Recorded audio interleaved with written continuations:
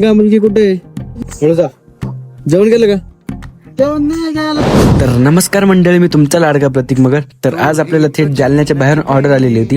तर चला पुढचा प्रवास बघूया. रस्त्यात एक बाबा भेटले, शांत, थकलेले, प्रेमळ स्वभाव. मी थांबलो, त्यांना लिफ्ट दिली. त्या थोड्या वेळात गप्पा झाल्या. त्यांच्या डोळ्यातला संघर्ष दिसत होता, पण शब्दात तक्रार नव्हती. आपल्यामुळे कोणाच्या चेहऱ्यावर हसू येत असेल तर आपलं जगणं सफल झालं असं समजा. नंतर निघालो आपल्या शूटच्या डेस्टिनेशन कडे. थोड्याच अंतरावर गेल्यावर पुन्हा एक बाबा भेटले लिफ्टसाठी. जामखेड नाही का?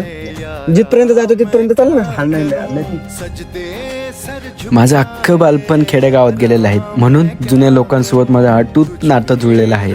बोलल्याशिवाय राहतच नाही. एकटा जीव सदाशिव म्हणून आज शूटला एकटाच निघालेलो. अखेर डेस्टिनेशनला पोहोचलोय. हीच ते हॉटेल ज्याचं आपल्याला शूट होतं. काम वाढत होतं, स्वप्न हळूहळू आकार घेत होती. तर क्लायंटची रिक्वायरमेंट अशी होती की त्यांना फक्त एक रील नव्हती पाहिजे, तर ते आपल्याला पूर्ण मंथली पॅकेज देणार होते. तर क्लायंट सोबत चहा घेताना पुढच्या विषयावर चर्चा करून शिवरायांचा आशीर्वाद घेऊन हॉटेलच्या प्रत्येक कानेकोपऱ्यातून सिनेमॅटिक क्लिक्स घेत. आय एम ब्लेस्ड की प्रत्येक क्लायंट मला प्रेमळ स्वभावाचे भेटतायत. मी शूट पैसे कमवण्याच्या उद्देशाने नव्हे, तर आपला मराठी माणसाचा व्यवसाय मोठा कसा करता येईल ह्या उद्देशाने करत. तर कधी संभाजीनगर टू बीड हायवेने गेला तर या हॉटेलला अवश्य भेट द्या. द महाराष्ट्र दरबार.